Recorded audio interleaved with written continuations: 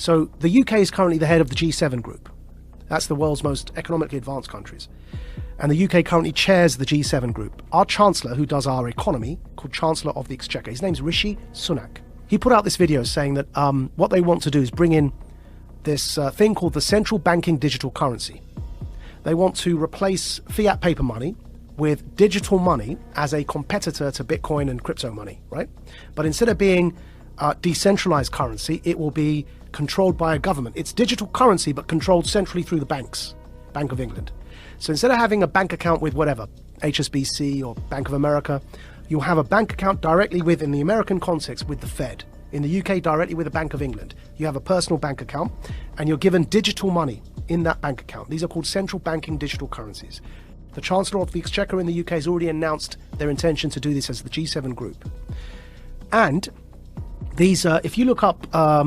this sounds terrifying. If you look up the Telegraph newspaper... Central bank digital currency, is that the one down below? Digital currency should be programmable. See that one there? Yeah? Now, what they're doing is they're saying, you know, everyone knows that with inflation at over 5%, it's now 5.4%, right?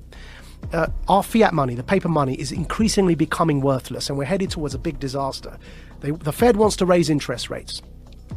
But we're in so much debt that if you raise interest rates, people are going to suffer because everyone, we're living on debt as Western economies. So they realize that this kind of the lifespan of paper money is fast coming to an end because of the 2008 economic crash in particular. So they're bringing in these central banking digital currencies. Why is that word programmable in there? So what they said in that article, and the Chancellor put a video out saying this as well, they've said that this money that you will earn from work, instead of having paper money, you have this digital money. It's programmable so that you can't buy certain foods, or if you do something that your employer doesn't like, it's all in that article. You won't be able to spend your money. In other words, it's not money. They're vouchers. They're like food vouchers. And they can be programmed so that, like the Chinese social credit system, that if you try and use them on a certain thing, it won't work. You say you want to buy a burger and they want you to buy bugs, which is one of the examples used. If you start to try and buy unhealthy meat, it just won't work. You tap your card, you can't buy the thing because you've met your quota that month of burgers. You have to buy something like a vegan meal. So it won't just be money in the sense of the way we have dollars or pounds today. Yeah. It'll be something that's controlled in terms of your ability to distribute it. Which is why I'm calling it a voucher. It's a coupon. But even a coupon, if you have a coupon to buy bread, you can still buy the bread. Yeah. Like, But you can't buy, see that coupon to buy bread, what you can't do is buy a burger with that coupon. It's for bread. Right. Yeah. Right. Do you feel like you're sounding the alarm Yes. for people that don't understand what is going on? So here, I've pulled it up for you here, yeah? So there's the video. The group of the world's 7 most advanced economies, the G7, is launching a set of public policy principles for retail central bank digital currencies, CBDCs. Central bank digital currencies could be a digital version of money, a bit like a digital banknote that could be used alongside... Right, so that's the guy who runs our economy in the UK. His name's the Chancellor of the Exchequer. And here is the article. Bank of England tells ministers to intervene on digital currency programming, yeah? And here's a quote from the article. Digital cash could be programmed to ensure it is only spent on essentials or goods which an employer or government deems to be sensible. Holy shit. I'm going to take it one step further for you, Joe, right? So the checkpoint Charlie exists everywhere. They bring in digital banking, central banking digital currencies. You've got a scenario now that you're checking in and out everywhere you go using vouchers that are programmed, and you can only spend where you're told you can spend them. There's another word for that, man. That's called the Chinese social credit system. So what they are telling us, and when I say they, who's they? People in power. That's the head of our economy, the Chancellor of the Exchequer, second most powerful person other than the Prime Minister and maybe the Foreign Secretary in the UK, right? He's telling us, I just played it there for you, he's telling us that's what he, as the UK, the head of the G7, want to bring in for the G7.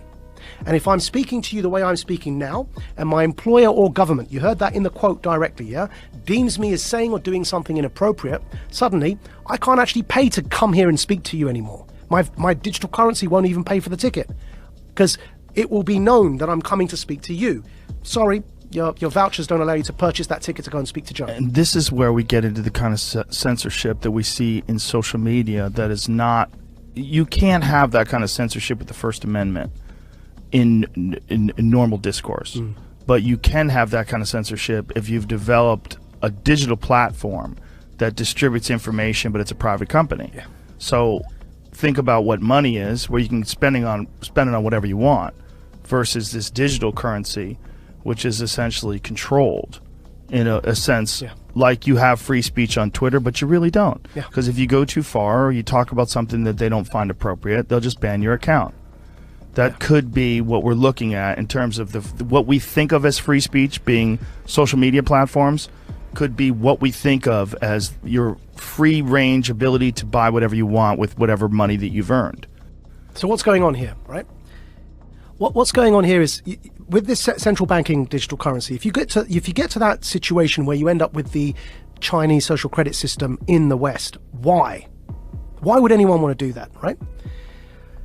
I believe we're in a moment of the Gutenberg press. Go back to when the printing press was invented.